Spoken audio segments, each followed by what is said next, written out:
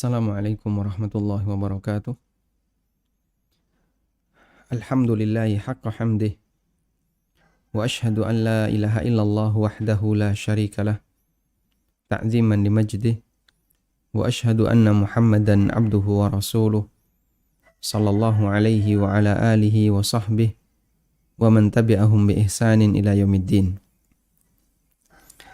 Alhamdulillah, puji syukur kita haturkan kehadirat Allah Subhanahu wa taala. Di pagi hari ini kembali kita melanjutkan pelajaran rutin kita membaca tafsir salat, dan alhamdulillah kita sampai pada duduk istirahat. Bagi para jamaah yang memiliki bukunya, silahkan dibuka di halaman 232. Dan sebelum kita membahas tentang detail duduk istirahat, di sini kita akan melihat 9 catatan terkait duduk istirahat. Yang pertama, tentang pengertiannya, duduk istirahat disebut juga dengan jilsatul autar. Al-autar dari kata witrun. Al-autar itu bentuk jamak dari kata witir, sehingga disebut sebagai jilsatul autar. Jilsah artinya duduk, al-autar artinya duduk witir, duduk ganjil. Disebut sebagai duduk ganjil karena dia dilakukan ketika seseorang mendapatkan rokaat ganjil. Rokaat pertama, lalu menjelang naik ke rokaat yang kedua. Rokaat yang ketiga, sebelum naik ke rokaat yang keempat. Dan seterusnya. Disebut duduk istirahat karena duduk ini dilakukan dengan ringan di tengah salat. Sementara disebut sebagai duduk witir karena dilakukan setelah rokaat ganjil, seperti duduk setelah rokaat pertama ke rokaat kedua, atau setelah rokaat yang ketiga ke rokaat yang keempat. Nah, kemudian mengenai tempat pelaksanaan, sebagaimana namanya, dia adalah duduk witir, jilsatul autar. Maka duduk ini dilakukan seusai rokaat pertama ketika hendak naik ke rokaat yang kedua, atau seusai rokaat yang ketiga ketika hendak naik ke rokaat keempat. Meskipun pada satu kondisi bisa dilakukan seusai rokaat yang kedua, ketika hendak menuju rokaat yang ketiga, sebagaimana yang terjadi pada orang yang melakukan sholat witir 3 rokaat. Intinya, ketika di situ tidak ada tasyahud awal, maka sebagai media bantuan, sebelum orang bangkit berdiri dari posisi sujud, dia bisa duduk istirahat. Selanjutnya, mengenai hukum duduk istirahat. Ulama berbeda pendapat mengenai hukum duduk istirahat. Dan maksimal pendapat yang ada adalah sunnah. Maksimal pendapat yang ada adalah sunnah. Dan nanti akan ada pendapat yang kedua yang mengatakan bahwa duduk istirahat tidak dianjurkan. Sehingga tidak ada yang mengatakan wajib. Maksimal adalah dianjurkan. Ulama berbeda pendapat mengenai hukum duduk istirahat. Pendapat pertama, duduk istirahat hukumnya dianjurkan, hukumnya sunnah. Ini merupakan pendapat sekelompok sahabat seperti Malik Ibnul Huwairits. Siapa beliau? Beliau adalah sahabat yang meriwayatkan hadis Sallu kama ra'aitumuni usalli. Kemudian sahabat Abu Qatadah.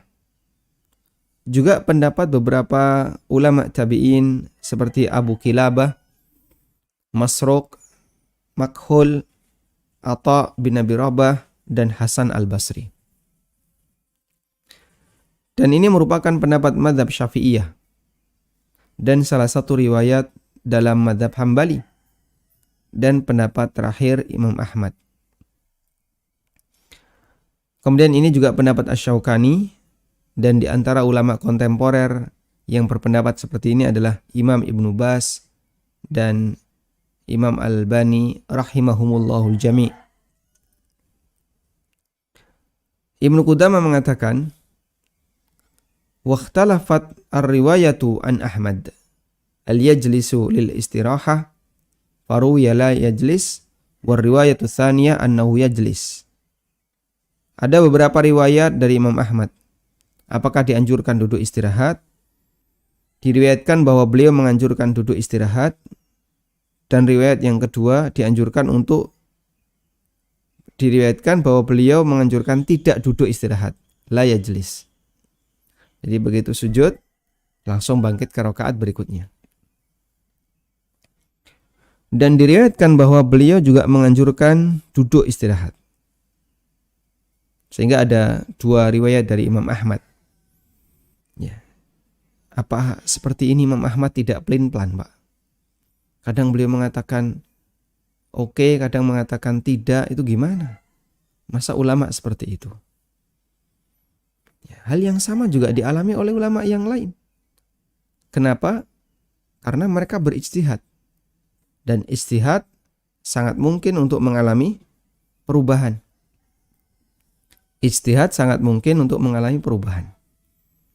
Jangankan Imam Ahmad, sahabat semacam Umar Ibn Khattab radhiyallahu anhu, beliau pernah mengalami hal yang sama.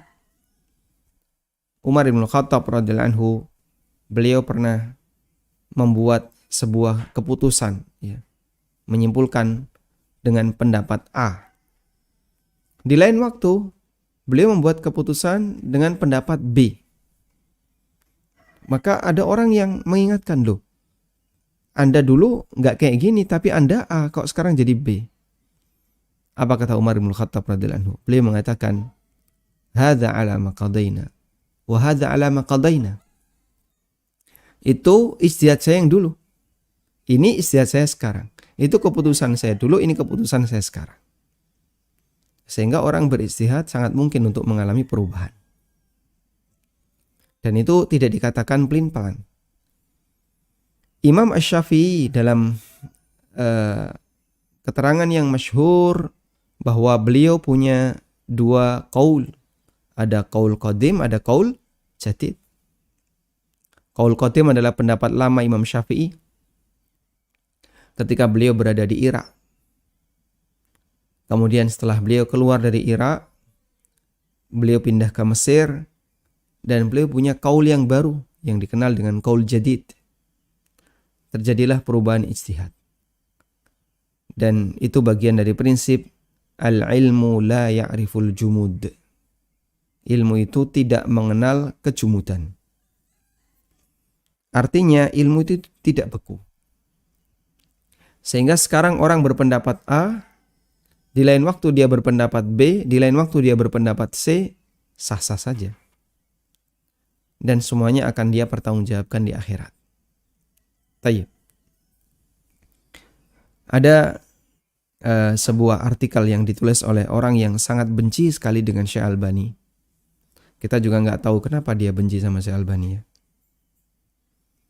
Dan dalam artikel itu dinyatakan bahwa Syekh Albani itu pelin-pelan. Disebut pelin-pelan kenapa? Karena di sebagian buku beliau mensahihkan hadis A. Di sebagian buku yang lain beliau menilai dhaif hadis A. Di sebagian buku yang lain beliau menilai hasan. Jadinya ini dinilai sahih, ini dhaif, ini hasan. Nah, ini yang benar yang mana? Yang benar yaitu ijtihad beliau. Dan Syekh Albani sering sekali menyatakan al-ilmu la ya'riful jumud. Namanya ilmu itu tidak mengenal kebekuan. Makanya kadang kalau kita baca silsilah hadis sahihah, kumpulan hadis-hadis sahih dan kumpulan silsilah hadis dhaifah, kumpulan hadis-hadis dhaif, beliau kadang menyebutkan sebuah hadis dan beliau kasih catatan, lam tatim dirasatuhu, kajiannya belum lengkap. Lam tatim dirasatuhu, kajiannya belum lengkap. Terutama di As-Sahihah sering sekali beliau menyebutkan lam tatim dirasatuhu. Ya. Nanti di tahap berikutnya ketika beliau meneliti ulang status hadis itu, beliau baru bisa kemudian membuat kesimpulan antara sahih atau dhaif. Dan Masya Allah ini termasuk di antara buku yang dijadikan referensi oleh para talibul ilmi setelahnya, para ulama-ulama yang menekuni hadis setelahnya. Ada manusia sendirian, tapi menilai dan meneliti ribuan hadis. Sendirian, wahid, beliau sendirian. Tayyib. Sebagaimana pula Imam Ahmad bin Hanbal rahimahullah. Beliau memiliki ijtihad. Kadang ada perbedaan ijtihad. Di satu kesempatan beliau mengatakan tidak perlu duduk istirahat. Di kesempatan yang lain beliau mengatakan duduk istirahat. Ikhtarah al-Khallal, dan yang dipilih oleh al-Khallal serta salah satu pendapat Imam Syafi'i bahwa yang benar adalah duduk istirahat. Qala al-Khallal, kata al-Khallal, raja'a Abu Abdillah ila hadha, yakni tarka qawli bitarkil julus. Imam Ahmad menarik kembali pendapatnya dan memilih pendapat ini, yaitu anjuran untuk duduk istirahat. Nah, sehingga pendapat terakhir Imam Ahmad adalah beliau menganjurkan duduk istirahat. Lalu tentang dalilnya, dalil pendapat ini adalah hadis dari Malik ibn Huwairits radhiyallahu anhu. Beliau mengatakan annahu ra'an nabiyya sallallahu alaihi wasallam yusalli fa idza kana fi witrin min salatihi lam yanhad hatta yastawi qa'idan. Kata Malik ibn Huwairits, Nabi sallallahu alaihi wasallam, atau beliau pernah melihat Nabi sallallahu alaihi wasallam salat, dan ketika sudah mendapatkan rakaat witir, lam yanhad, beliau tidak bangkit, hatta yastawiya qa'idan, sampai duduk sempurna, dan itu duduk istirahat. Juga hadis dari Abu Humaid As-Sa'idi radhiyallahu anhu. Beliau menceritakan cara salat Nabi sallallahu alaihi wasallam. Tsumma hawa sajidan wa qala Allahu akbar. Nabi SAW turun sujud sambil mengucapkan Allahu Akbar. Thumma thana rijlahu wa qa'ada 'alaiha hatta yarji'a kullu udwin ila maudhihi. Kemudian beliau bentangkan kakinya. Lalu beliau duduk di kaki itu, dan itu kaki kiri ya. Pada saat tasyahud, pada saat posisi duduk di antara dua sujud. Beliau duduk sampai seluruh tulang itu menempati posisinya yang tepat ketika duduk. Tsumma nahadha wa fasana'a fi raka'ati tsaniyah mithla dzalik. Kemudian beliau bangkit. Di sini Nabi SAW melakukan duduk istirahat. Setelah sujud, beliau membaca Allahu Akbar, kemudian beliau duduk istirahat. Tsumma nahadha, lalu bangkit ke rakaat berikutnya. Baik. Hadisnya riwayat Ahmad dan disahihkan oleh Syu'aib al-Arnaud. Kemudian kita beralih ke pendapat yang kedua. Pendapat kedua mengatakan tidak dianjurkan duduk istirahat. Ini merupakan pendapat sejumlah sahabat seperti Ibnu Mas'ud, Ibnu Umar, Ibnu Abbas, dan Abdullah bin Zubair radhiyallahu ta'ala anhum ajma'in. Berarti dohirnya mayoritas sahabat lebih memilih tidak dianjurkan duduk istirahat. Dan ini merupakan pendapat Hanafiyah, Malikiyah, dan salah satu pendapat dalam mazhab Syafi'iyah, dan pendapat yang al-mu'tamad yang menjadi acuan dalam mazhab Hambali. Bahkan Malikiyah menegaskan bahwa duduk istirahat itu makruh. Kata Malikiyah, tidak cuma tidak dianjurkan ya, makruh. An-Nafrawi, salah seorang ulama Malikiyah, mengatakan lau jalasa ghairu muqallidin lisyafi'i. Jika ada selain pengikut asy-Syafi'i yang duduk istirahat. Fa in kana amidan, kalau itu dilakukan secara sengaja, istaghfarallah, dia harus istighfar kepada Allah. Wa in kana sahiyan, tapi kalau dia lupa. Faqila, ada sebagian ulama Hanafi yang mengatakan sujud sahwi setelah salam. Masya Allah ya. Siapa yang duduk istirahat malah disuruh apa? Sujud sahwi setelah salam. Ini keterangan ulama Malikiyah. Dan beliau mengatakan, kata An-Nafrawi, jika dia bukan muqallid li Syafi'i, bukan pengikutnya Syafi'i. Kalau pengikutnya Syafi'i saya enggak berurusan. Tapi kalau dia bukan pengikutnya Syafi'i kok melakukan seperti ini, maka jika sengaja dia harus istighfar, dan jika lupa ada yang mengatakan sujud sahwi.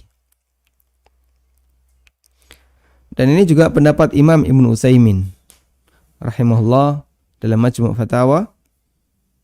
Dan di antara dalil pendapat ini adalah keterangan dari An-Nu'man bin Abi Iyash, seorang ulama tabi'in, muridnya Jabir dan Ibnu Umar radhiyallahu anhuma. An-Nu'man bin Abi Iyash mengatakan, adraktu ghaira wahidin min ashabin Nabi sallallahu alaihi wasallam yaf'alu dzalika ay la yajlis. Aku menjumpai lebih dari satu sahabat Nabi sallallahu alaihi wasallam mereka seperti itu. Maksudnya la yajlis, tidak duduk. Dan itu perkataan Ibnu Umar, menyaksikan kondisi para sahabat. Sehingga dhahirnya ini adalah pendapat jumhur sahabat. Alasan lainnya adalah tidak dijumpai para sahabat senior yang meriwayatkan dari Nabi SAW bahwa beliau melakukan duduk istirahat. Riwayat yang ada hanya dari Malik Ibn Khuwairits. Sementara Malik Ibn Khuwairits ketemu Nabi SAW di tahun 9 Hijriah. Nabi SAW wafat tahun berapa? Tahun 13. Salah ya. 11. Nah, tahun 11 Hijriah. Tahun 11 Hijriah Nabi SAW wafat, dan tahun 9 Nabi SAW berangkat ke Tabuk. Masya Allah ya. Artinya begini ya. Nabi SAW ketika wafat usia berapa? 63 tahun. Dan beliau tahun 9 masih berangkat ke Tabuk di usia 61. Masya Allah. Sehingga orang di usia lebih dari 60 tahun melakukan jihad dengan berangkat ke tempat yang sangat jauh. Karena Tabuk dengan Madinah perjalanan di masa silam sebulan.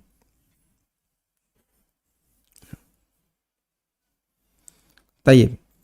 Kemudian ini jadi dalil bahwa Malik Ibn Khuwairits itu sahabat junior sekali. Ya, cuman sebentar ketemu Nabi sallallahu alaihi wasallam dan beliau meriwayatkan hadis tadi. Dan sahabat junior ini kemungkinan ada faktor kelirunya menurut ulama yang mengatakan bahwa duduk istirahat tidak dianjurkan. Selanjutnya kita beralih ke pendapat ketiga. Dalam pendapat yang ketiga, duduk istirahat adalah rukhsah, keringanan. Artinya, bagi yang membutuhkan dianjurkan duduk istirahat, bagi yang tidak membutuhkan tidak dianjurkan. Sehingga duduk istirahat dilakukan sesuai kebutuhan. Ini merupakan pendapat sebagian Asy-Syafi'i, sebagian Syafi'iyah, sebagian Hambali, pendapat Abu Ishaq, dan pendapat Al-Maruzi.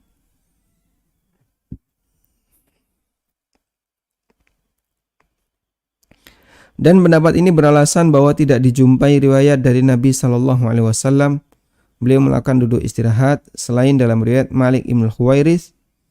Andai itu sunnah, tentu akan dirutinkan oleh Nabi SAW dan diriwayatkan oleh banyak sahabat.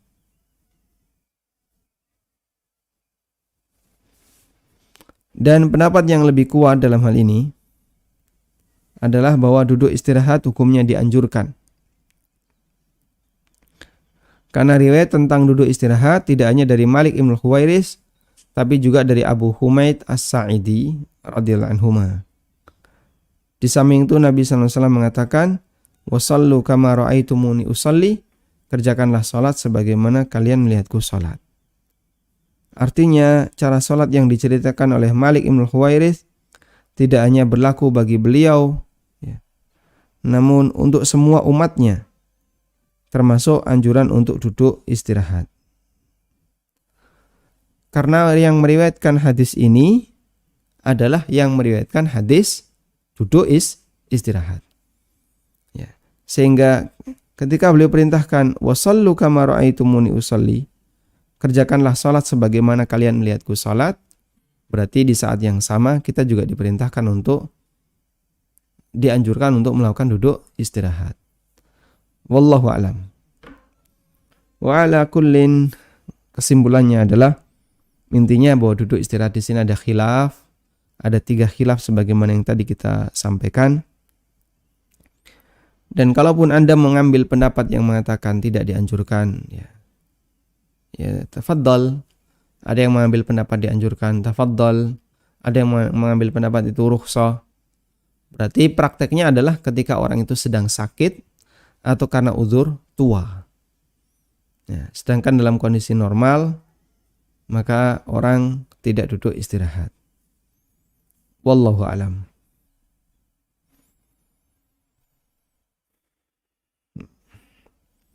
Baik. Berikutnya jamaah, kita akan beralih tentang berapa lama duduk istirahat. Di sini saya sebutkan tidak ada batasan yang baku dalam masalah ini. Jika mengacu kepada keterangan Malik Ibn Khuwairis dan Abu Humaid, beliau duduk istirahat itu sampai bisa disebut duduk sempurna. Kata Abu Humaid, sampai kembali seluruh tulang-tulangnya ke posisi duduk. Ya, artinya tidak condong, tapi betul-betul duduk sempurna. Dan Malik Ibn Khuwairis mengatakan hatta yastawiya qaidan, sampai beliau duduk sempurna. Hadis riwayat Bukhari. Sehingga duduk istirahat dilakukan dengan posisi duduk sempurna, lalu diam sesaat, kemudian bangkit. Cuman kan begini ya, ada kebiasaan orang.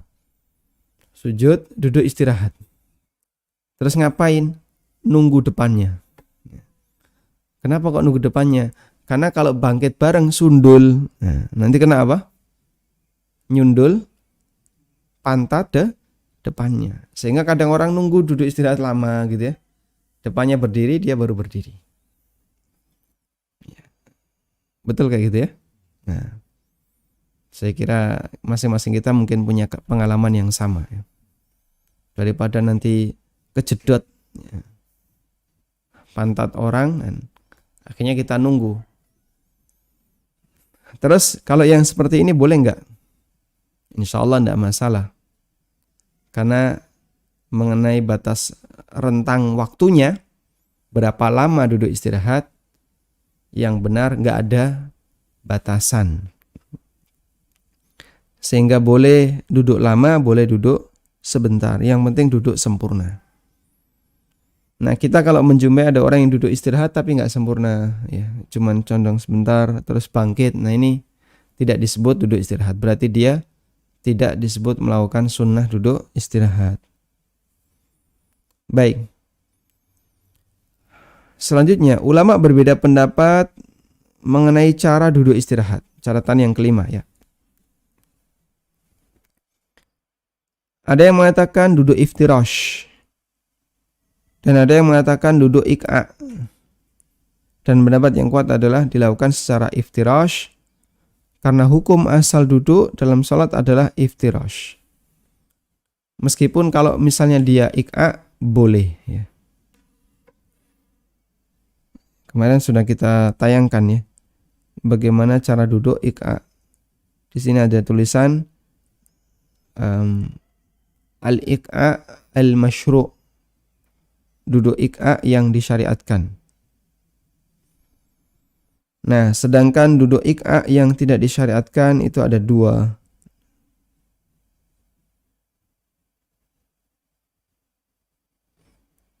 Ini namanya duduk kurfusa, jilsatul kurfusa. Ini dilarang oleh Nabi sallallahu alaihi wasallam. Iqa yang tidak disyariatkan seperti ini ya, yang dikasih silang. Nah, ini tidak boleh. Yang ini disebut dengan iqa'ul kalbi. Iqa al-kalbi. Duduk iqa model anjing.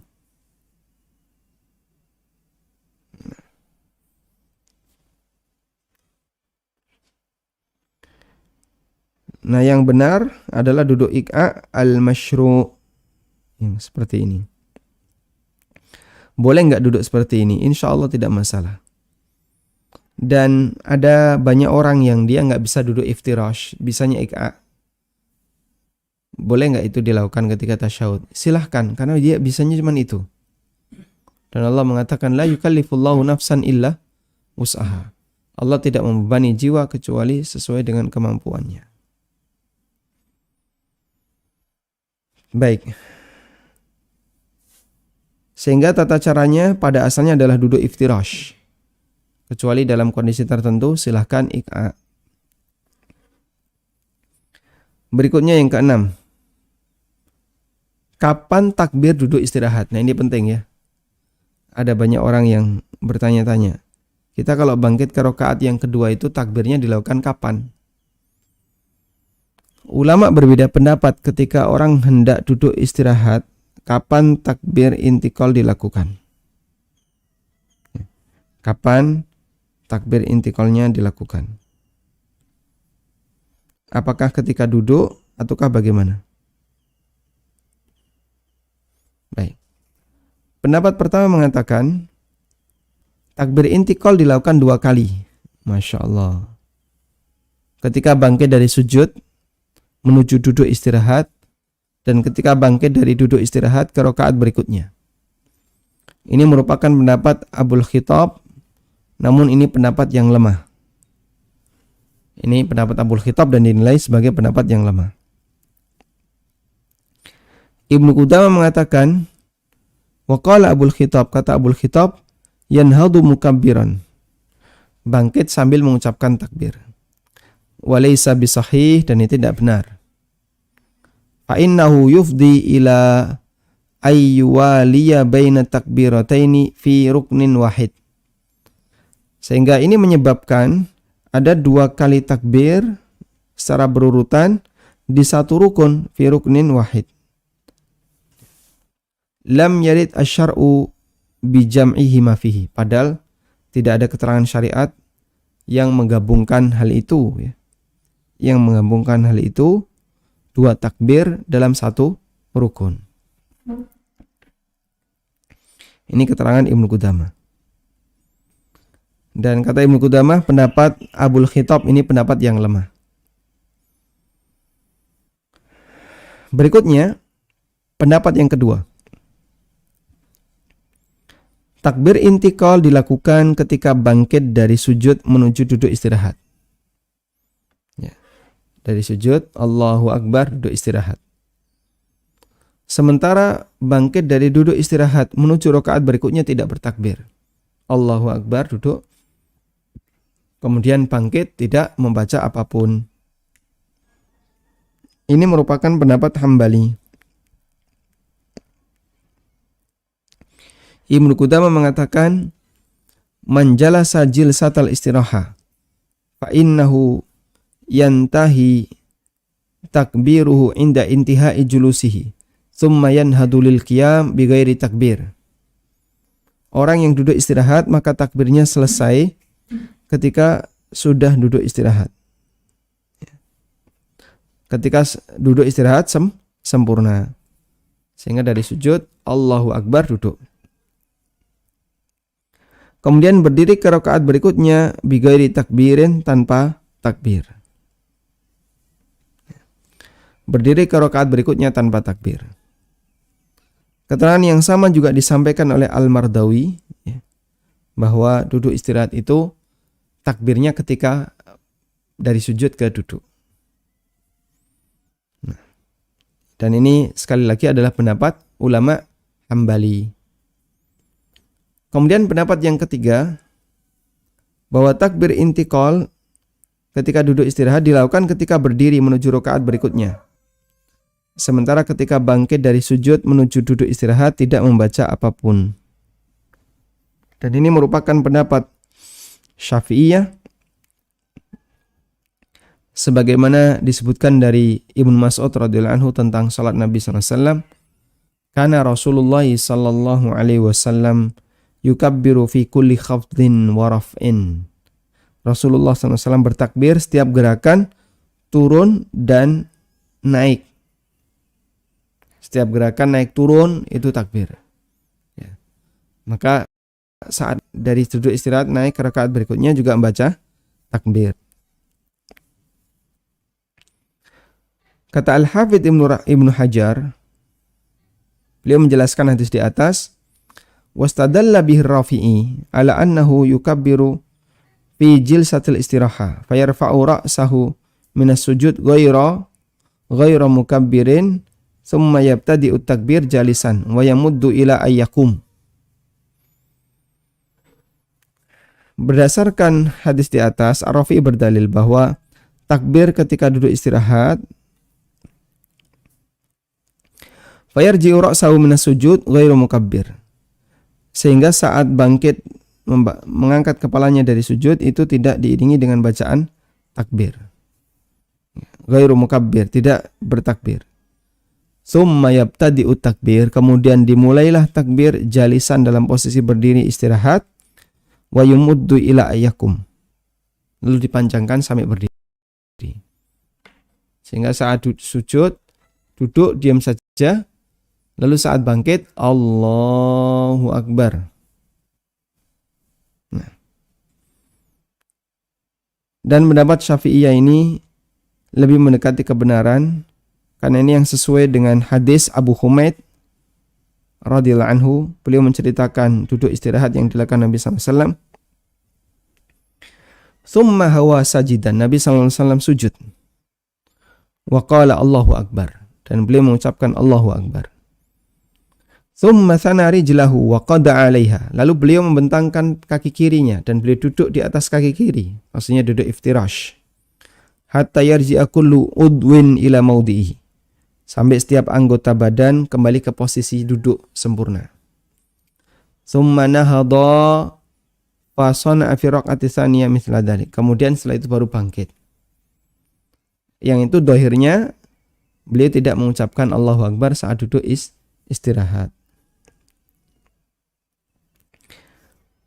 Al-Hafidz Ibnu Hajar menjelaskan, hadis Abu Humaid lebih tegas menunjukkan pendapat Ar-Rafi'i dibanding hadis Ibnu Mas'ud. Karena Abu Humaid menyebutkan takbir intikal hanya ketika Nabi SAW bergerak sujud. Andai beliau bertakbir ketika hendak duduk istirahat, tentu akan disebutkan oleh Abu Humaid. Hanya saja pernyataan Ar-Rafi'i ketika bangkit ke rakaat berikutnya dengan memanjangkan takbir tidak didukung dalil. Ya, tadi ini ya,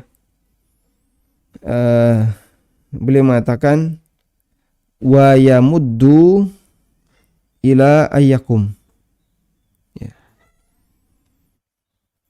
dipanjangkan hingga berdiri, ya, takbirnya dipanjangkan hingga posisi berdiri. Dan kata Ibnu Hajar, dia nggak didukung oleh dalil untuk memanjangkan tadi. Nah, kesimpulannya wallahu alam, ketika bergerak duduk istirahat maka tidak membaca takbir, tapi takbir baru dibaca dan dilakukan ketika bangkit ke rakaat berikutnya, dan tidak perlu dipanjangkan sebagaimana yang kemarin sudah kita sampaikan ya. Ada perkataan yang mengatakan at-takbiru jazmun. At-takbiru jazmun. Takbir itu jazm.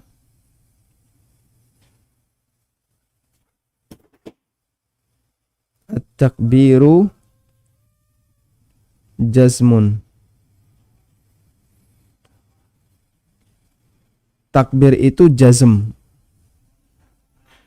Wat taslimu jazmun, dan salam itu jazm. Jazm artinya dibaca pendek, tidak ditamdid, tidak dipanjangkan.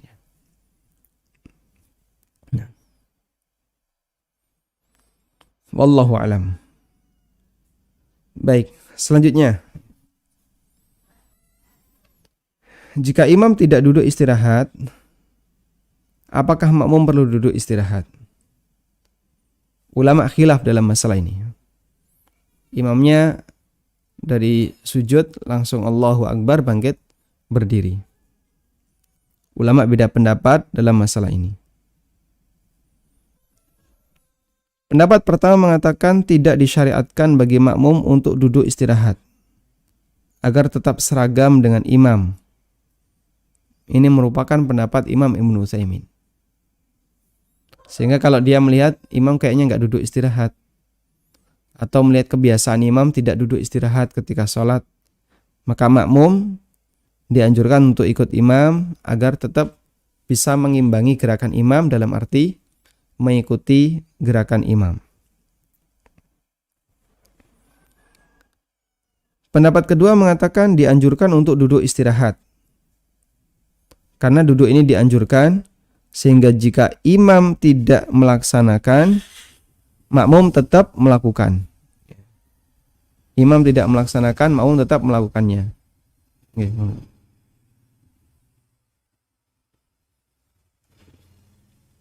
Dan menyalai imam di sini sifatnya ringan, sehingga tidak sampai tertinggal jauh, dan ini merupakan pendapat Syafi'iyah.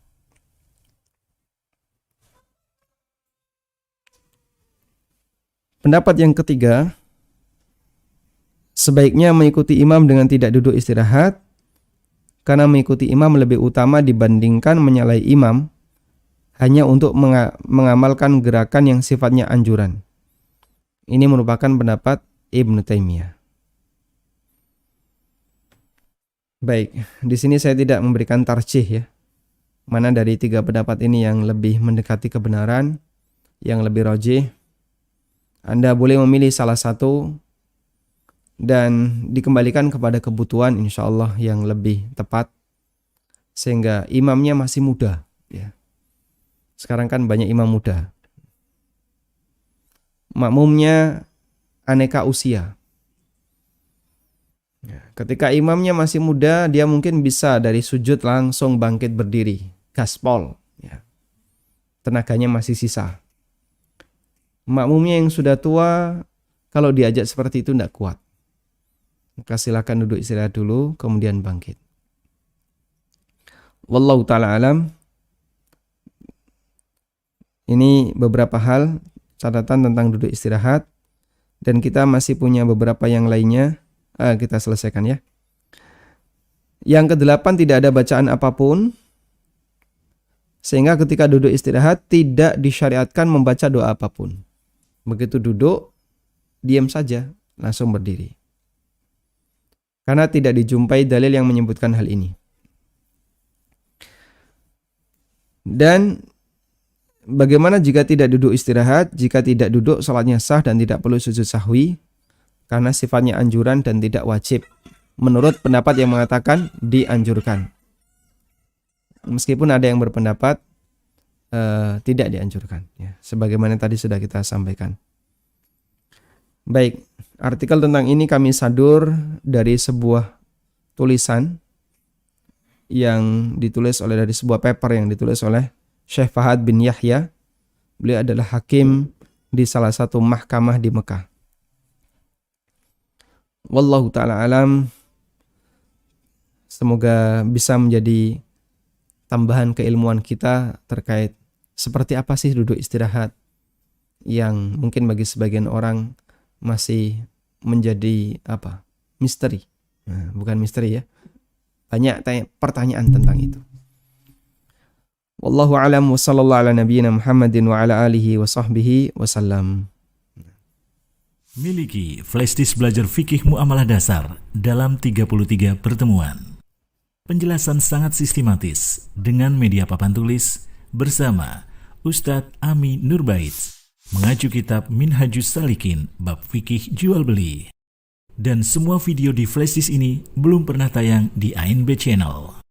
Pembahasan meliputi materi dasar muamalah, di antaranya ketentuan umum jual beli, hak khiyar, akad salam, akad gade dan kafalah, berbagai akad kerjasama dan musyarakah, hukum perlombaan atau musabakoh, wakaf hingga wasiat, dan masih banyak pembahasan muamalah lainnya.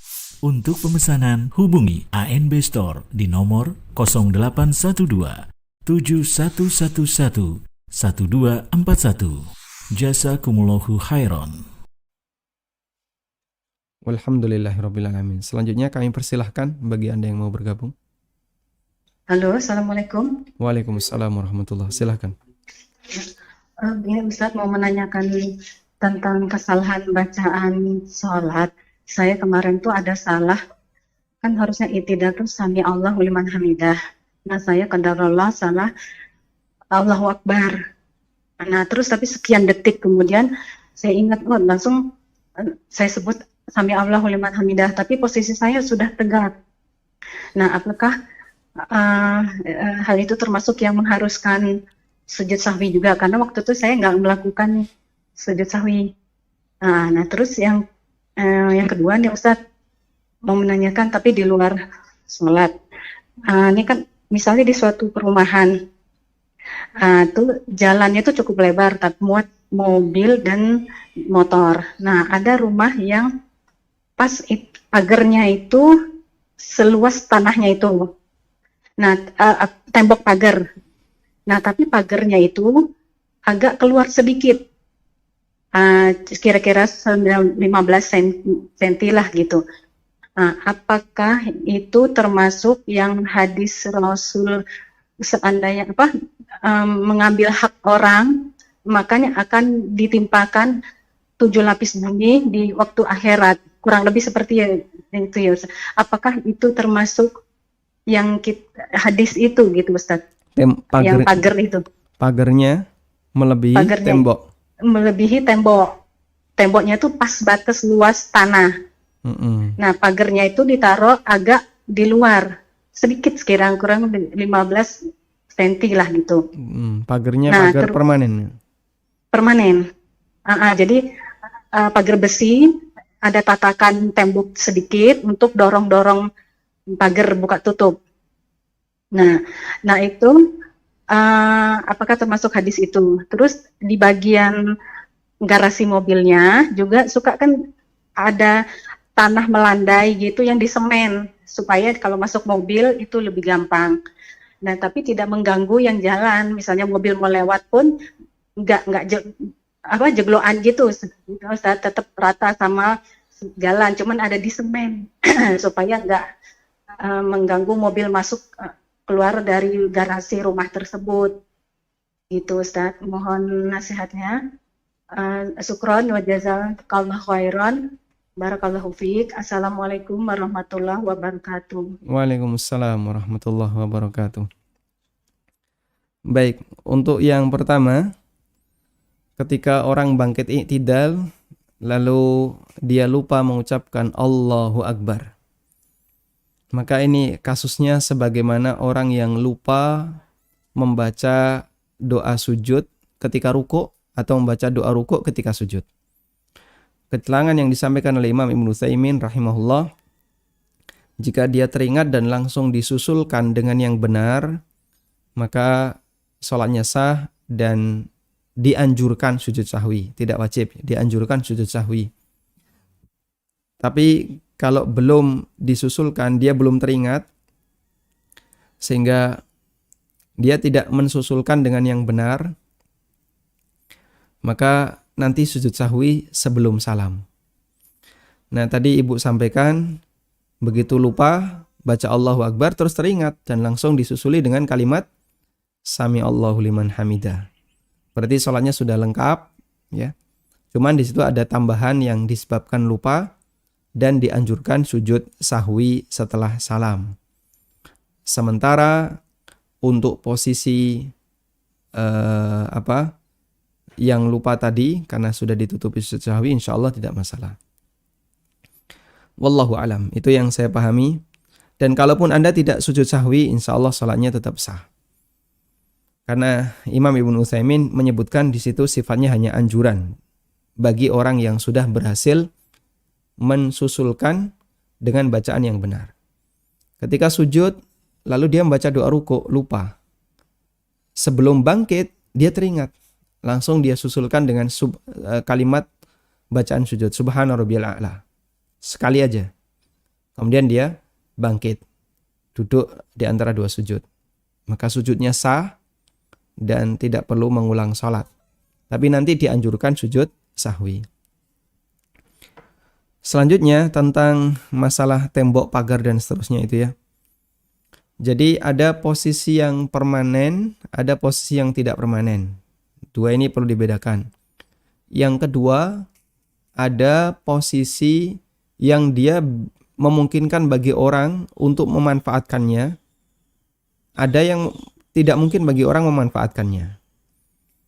Kalau ada jalan di depan rumah kita yang berlubang, lalu kita semen.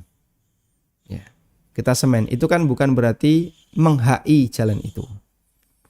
Tapi yang kita lakukan ya biar ya nggak ganggu saya ketika keluar masuk, nanti biar air tidak menggenang, sehingga ketika hujan tidak nyiprat, maka kita semen dengan tujuan, dengan maksud dan tujuan misalnya air nggak menggenang, tidak mengganggu kita, dan itu tidak sama dengan menghai. Ya. Oh ini berarti jadi tanah saya, tidak sama dengan demikian.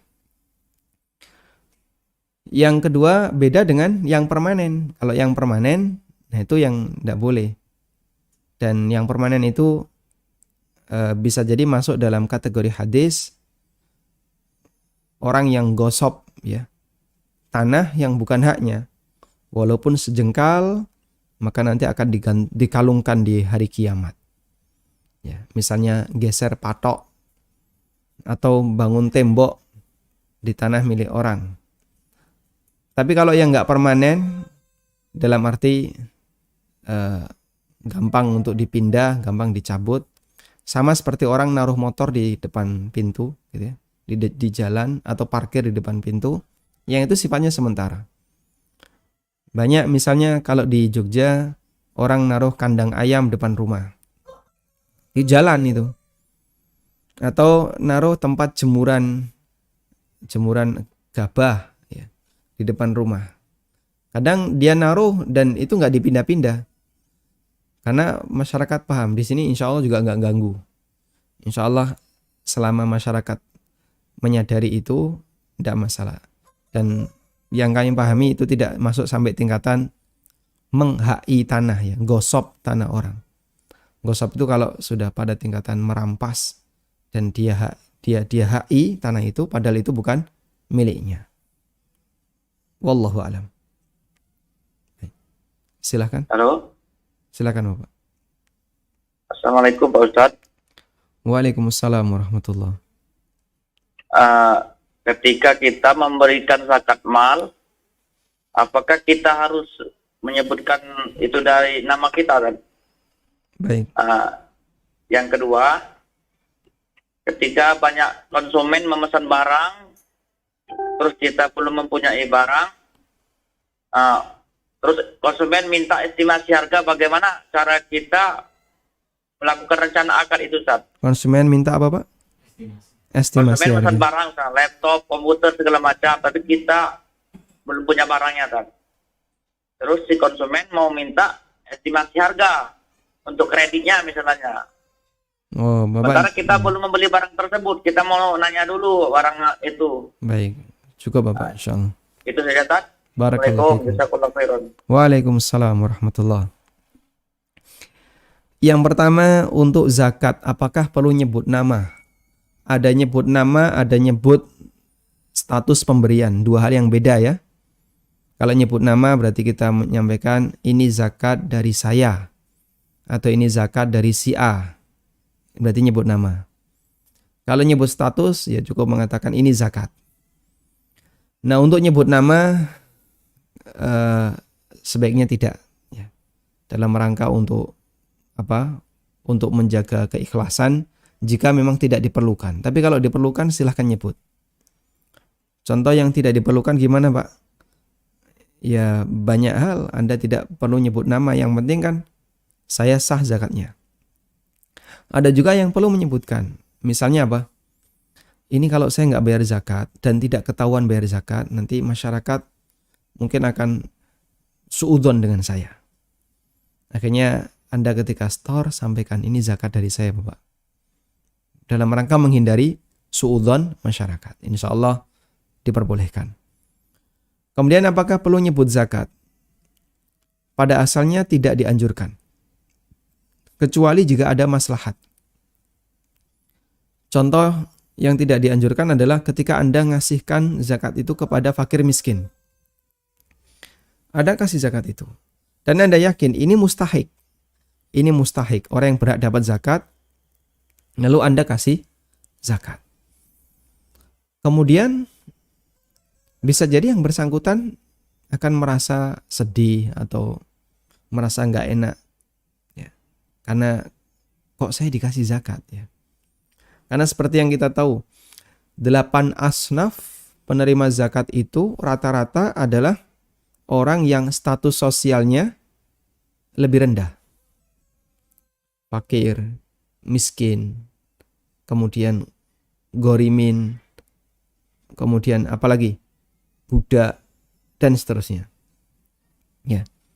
Makanya kalau misalnya ada orang menerima zakat lalu kita nyebut ini zakat dari saya. Ya. Mungkin dia akan bertanya, menurut kamu saya ini apa, Pak? Apa saya fakir? Bukan. Atau saya miskin? Bukan. Terus menurut kamu saya apa? Budak. Wah, tambah lara hati, nggih.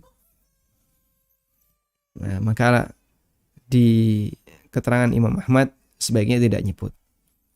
Meskipun dalam kondisi tertentu kita dianjurkan untuk nyebut.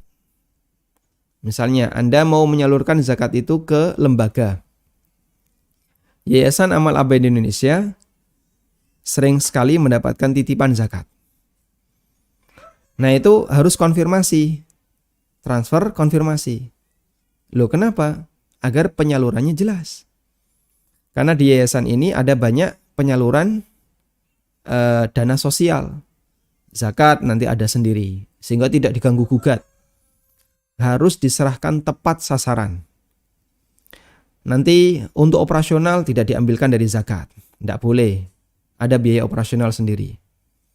Wakaf ada sendiri, disalurkan sesuai dengan posisinya. Makanya kalau ada jamaah, kemudian transfer ke ANB channel, di rekening ANB ya, kok konfirmasinya wakaf untuk MIPS meskipun di rekening ANB channel, nah kita salurkan ke yayasan jadinya. Ya, cuman ini mungkin ada jamaah yang salah nomor rekening, karena kan kita punya banyak nomor rekening ya. Sebagai bentuk menjaga amanah, tidak kita gunakan untuk operasional ANB channel, sesuai dengan konfirmasinya kita salurkan ke melalui yayasan untuk wakaf pembangunan. Nah, yayasan tadi kalau misalnya dia punya banyak penyaluran dana, ada sedekah, ada infak, ada zakat, ada wakaf, Anda saat naruh duit di situ sampaikan konfirmasi, ini zakat. Agar nanti bisa dialokasikan ke tempat yang benar. Wallahu a'lam. Kemudian tentang pesan barang, bolehkah ada estimasi harga? Boleh. Karena sebatas menyebutkan rencana harga itu diperbolehkan sekalipun belum memiliki barang. Yang nggak boleh melakukan akad. Nah, kalau melakukan akad sebelum Anda punya barang nggak boleh. Ada orang datang, kalau mau ngambil PCX berapa? Ya. Oh sekian, dikredit selama sekian, DP sekian, cicilan sekian. Nggak jadi ya, mahal misalnya. Kalau mau ngambil laptop berapa? Sekian, kredit sekian, cicilan sekian. Sebatas menyebutkan seperti itu boleh, tapi tidak boleh akad. Terus bedanya apa Pak? Antara akad dan bukan akad. Bedanya adalah sisi ikatannya. Kalau ada ikatan berarti itu akad. Tapi kalau nggak ada ikatan bukan akad. Wallahu alam. Assalamualaikum Ustadz. Waalaikumsalam warahmatullahi. Ustadz, dari kecil saya biasa setelah bisa sholat, saya sholat ya sholat begitu saja. Setelah saya banyak melihat kajian Ustadz di internet dan YouTube, ternyata sholat saya banyak yang nggak sesuai syariat. Ini solusinya gimana Ustadz? Apa saya harus mengulang lagi? Kemudian bagaimana jika THR diniatkan sebagai zakat harta? Jazakallahu khairan Ustadz. THR Diniatkan sebagai zakat berarti harta. beliau punya perusahaan, kemudian dikasihkan ke karyawan sebagai THR. Baik. Dari kecil sholat kita nggak berkualitas. Mungkin kita punya nasib yang sama ya. Saya, Anda, dan beberapa jamaah yang lain barangkali juga punya kondisi yang sama. Saya bisa sholat dengan betul-betul menyesuaikan dalil itu setelah membaca buku Sifat Sholat Nabi SAW karya Syekh Albani. Sebelum itu mungkin nasib sholat saya sama seperti yang lain. Dan dulu sempat juga sholatnya mengikuti gaya sufi gitu ya. Merenung dulu sebelum sholat, ketika takbir susah sekali gitu. Ya, sempat mengalami situasi seperti itu. Terus bagaimana dengan sholat-sholat kita di masa silam yang mungkin ada yang amburadul, ada yang gak tumak nina, ada yang hilang khusyuk 100%, ada yang gak karuan. Ada seorang sahabat yang datang masuk masjid. Nama hadisnya adalah hadis musik fi sholatihi. Ya. Lalu sahabat ini melakukan sholat. Selesai sholat, menghampiri Nabi SAW. Lalu Nabi SAW minta apa? Sholli fa innaka lam tusalli. Ulangi sholatmu, karena tadi sholatmu batal. Diulangi sholatnya. Sholat lagi dia, salah lagi. Menghampiri Nabi SAW. Kemudian beliau minta, sholli fa innaka lam tusalli. Ulangi sholatmu, karena sholatmu batal. Itu sampai 3 kali. Setelah yang ketiga, sahabat ini mengatakan, ya Rasulullah, ma uhsinu ghaira dzak, fa'allimni. Ya Rasulullah, saya nggak bisa sholat yang lebih baik dibandingkan itu. Tolong ajari aku. Akhirnya diajari oleh Nabi SAW, sholat minimal yang berstatus sah. Kalau kurang dari itu batal. Dan penyakitnya orang ini adalah dia tidak tumak nina.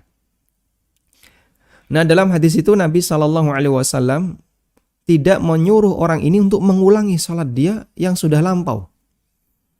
Padahal dia mengatakan bagaimana? Ma uhsinu ghaira dzak. Aku nggak bisa sholat yang lebih baik dibandingkan ini. Berarti sholat dia selama sebelum ketemu Nabi SAW ini, sholatnya ya nggak karuan. Yang dihukumi batal oleh Rasulullah SAW. Tapi beliau tidak perintahkan agar dia mengulang sholat di masa silam.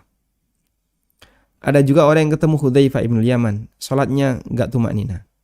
Lalu ditanya oleh Hudzaifah, sudah berapa lama sholat kayak gini? 40 tahun, kata orang tadi. Masya Allah. Kalau kamu mati sholatmu kayak gini, mutta ala ghairi millati Muhammadin sallallahu alaihi wasallam. Kamu mati dalam kondisi di luar agama Muhammad sallallahu alaihi wasallam. Subhanallah. Bahaya ya. Akhirnya diajari gimana cara sholat yang benar. Dan dalam riwayat itu Hudzaifah tidak meminta agar dia ngulangi sholat-sholatnya yang telah lewat. Sehingga yang diulangi hanya sholat yang waktunya masih ada. Maka kita bersyukur kepada Allah ketika Allah arahkan kepada kita untuk bisa belajar sholat dengan baik, belajar agama dengan baik. Kata Ayyub As-Sikhtiyani rahimahullah, seorang ulama tabi'in. Nikmat yang Allah berikan kepada seorang hamba di antara min ajallin ni'am, termasuk di antara nikmat terbesar yang Allah berikan kepada seorang hamba adalah Allah berikan seorang guru yang bisa membimbing dia untuk menjalankan agama ini dengan benar. Paham ya maksud saya? Ada orang yang dia dalam agama Islam ini gurunya nggak benar. Sehingga sholatnya nggak benar, ibadahnya nggak benar, bahkan akidahnya rusak. Dirusak oleh siapa? Oleh gurunya. Maka bagian dari nikmat Allah, ketika ada orang sudah dikasih oleh Allah hidayah Islam, Allah berikan dia seorang guru yang bisa membimbing dia untuk belajar agama ini dengan benar. Dan itu layak kita syukuri. Wallahu a'lam. Baik. Silakan. Halo, Assalamualaikum. Waalaikumsalam warahmatullahi. Silakan. Ustaz, mau tanya dong, kan saya membayar zakat mal ya, terus kan zakat yang untuk keluarga terdekat dulu ya, Ustaz. Nah kebetulan keluarga saya banyak yang udah pada pensiun, ada yang swasta, ada yang negeri, ada yang dapat pensiun, ada yang enggak. Jadi saya kasih ke mereka dulu, saudara-saudara saya, keluarga, maksudnya kakak, adik gitu. Tapi sebenarnya mereka punya rumah, punya mobil gitu Ustaz, cuman nggak ada pemasukan. Nah, apakah itu termasuk golongan orang yang penerima zakat nggak Ustaz? Karena misalnya mereka punya mobil juga mereka nggak ada biaya perawatannya gitu loh Ustaz. Terus pas saya kasih, saya bilang gini, ini zakat mal dari kita, tolong diterima, tapi silahkan berpikir apakah kita termasuk orang yang berhak apa enggak gitu loh. Karena kan kayak ponakan-ponakan saya itu saya kasih, mereka ada yang ojek online gitu loh Ustaz, ada yang bawa motor, ada yang bawa mobil gitu. Jadi secara pemasukan mereka ada pemasukan tapi nggak banyak Ustaz gitu. Itu menurut Ustaz gimana ya Ustaz? Baik. Ya, Assalamualaikum Ustaz, makasih. Nah, Jazakallah khairan. Waalaikumsalam warahmatullahi. Nah. Orang yang berhak dapat zakat telah ditegaskan oleh Allah dalam Al-Quran. Di surat At-Taubah ayat 60 ada 8 asnaf gitu ya. Dan diantaranya adalah fakir miskin. Jika dia bukan termasuk 8 asnaf ini, maka terlarang untuk diberi zakat. Dan bahkan ulama mengatakan, sebagaimana keterangan An-Nawawi, kalau ada orang yang menyalurkan zakat tapi salah sasaran, maka harus diulang. Sehingga kalau ada orang yang bayar zakat, ternyata yang dikasih zakat kaya. Dan dia tahu kalau sebenarnya yang saya kasih ini orangnya mampu, tapi tetap dikasih zakat. Ya batal zakatnya jadinya. Harus diulang. Ya. Apakah boleh ditarik kembali? Kata Nawawi, jika tadi Anda menyampaikan kalau ini zakat, lalu Anda mau narik kembali silahkan. Tapi kalau nggak menyampaikan, ini dari saya. Ya. Tapi nggak ngomong kalau itu zakat, terus diterima, maka nggak boleh narik kembali, karena ini jadi hibah. Tapi kalau ngomong ini zakat dari kami, dari kita, tolong diterima. Dan Anda tahu dia punya mobil, cuman nggak punya biaya perawatan mobil. Kita juga punya badan ya. Mungkin ada banyak di antara kita yang nggak punya biaya perawatan badan. Kalau seperti itu Pak, bukan batasan kaya dan miskin, bukan batasan orang miskin ya. Karena miskin itu bukan karena tidak punya biaya perawatan ya. Kalau punya mobil jelas dia bukan orang miskin. Punya mobil jelas dia bukan orang miskin.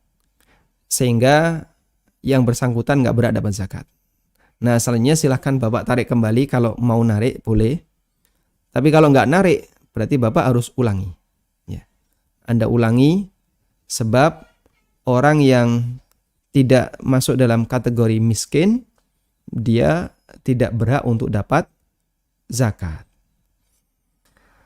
Ojek online punya pemasukan, ya, tapi nggak besar, selama masih cukup, nggak berhak dapat zakat. Batasan miskin adalah pendapatannya kurang dari kebutuhannya. Sehingga kalau dia misalnya kebutuhan normalnya 2 juta, sementara pendapatan bulanannya cuma 1 juta atau 1,5, ini miskin. Silakan kasih zakat. Wallahu a'lam. Baik. Zakat THR tadi itu. Bagaimana hukum zakat THR? Jadi mungkin wakilnya ya, realnya kayak gini ya. Si A punya karyawan. Lalu lebaran ini mau dikasih THR ya. THR itu apa? Turahan hari raya. Tunjangan hari raya. Mau dikasih hadiah di hari raya. Boleh nggak itu dari zakat? Ada beberapa pertimbangan. 1, apakah karyawannya itu semuanya miskin? Enggak, macam-macam. Ada yang masih bujang. masih bujang, dia nggak nanggung nafkah siapapun, ya berarti dia dengan gaji sekian bisa nabung. Ini bukan miskin, dia bisa nabung. Yang kedua, apakah ada kewajiban negara bagi setiap perusahaan harus ngasih THR? Ada. Baik, kalau ada, berarti itu tidak boleh diambilkan dari kewajiban agama. Dipahami ya? Karena kalau Anda ambilkan itu dari kewajiban agama, berarti Anda menggugurkan tanggung jawab negara dengan kewajiban agama. Ya. Contoh misalnya, boleh nggak bayar zakat untuk pajak? Ya nggak boleh. Itu kewajiban negara yang harus Anda bayarkan. Berarti duit Anda harus berkurang untuk pajak itu. Dan jangan gunakan zakat. Karena kalau Anda gunakan zakat, berarti nanti ada manfaat zakat yang kembali ke diri Anda. Baik. Nah, kalau dua ini tidak ada, maka silahkan Anda ambil ya. Anda bayarkan zakatnya untuk THR. Wallahu a'lam. Baik, silahkan.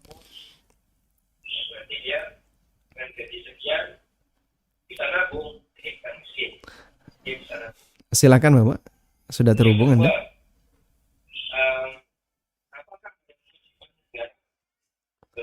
Mohon maaf. Televisinya bisa dikecilkan volumenya. Halo, Assalamualaikum. Waalaikumsalam warahmatullahi. Sebelumnya mohon maaf ya. Televisinya bisa di-mute volumenya. Di-mute saja. Oh, ya. Halo. Nah, baik silahkan. Assalamualaikum warahmatullahi wabarakatuh. Waalaikumsalam warahmatullahi wabarakatuh. Mau tanya Ustadz, mungkin agak mirip dengan yang pertama yang sebelumnya itu. Cuma yang ini keluarga saya ini punya hutang. Terus bolehkah saya langsung ke orang yang dihutanginya itu memberikan zakat mal? Kalau saya kasih ke saudara ibu saya ini, tak dikhawatirkan tidak dibayar hutangnya. Baik. Tapi jika dilihat perekonomiannya, dia mampu punya tanah, uang pensiun, dan anaknya bekerja. Tapi tidak mau membayar hutang. Bolehkah itu Ustadz? Dan yang kedua, berarti dia mampu tapi nggak mau bayar ya? Ya, dia mampu tapi tidak mau bayar. Punya tanah, dia bilang nanti aja, tanah itu bisa aja buat nanti gitu. Dia kan udah bilang. Punya tabungan uang nggak?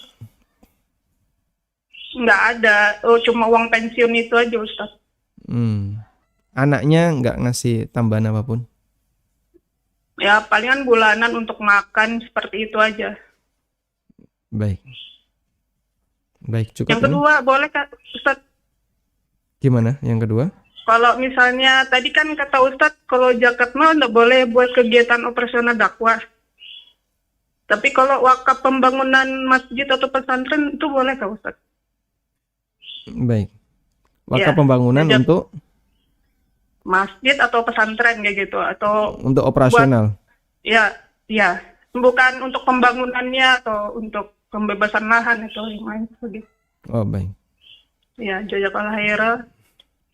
Assalamualaikum warahmatullahi wabarakatuh. Waalaikumsalam warahmatullahi wabarakatuh. Tayyib.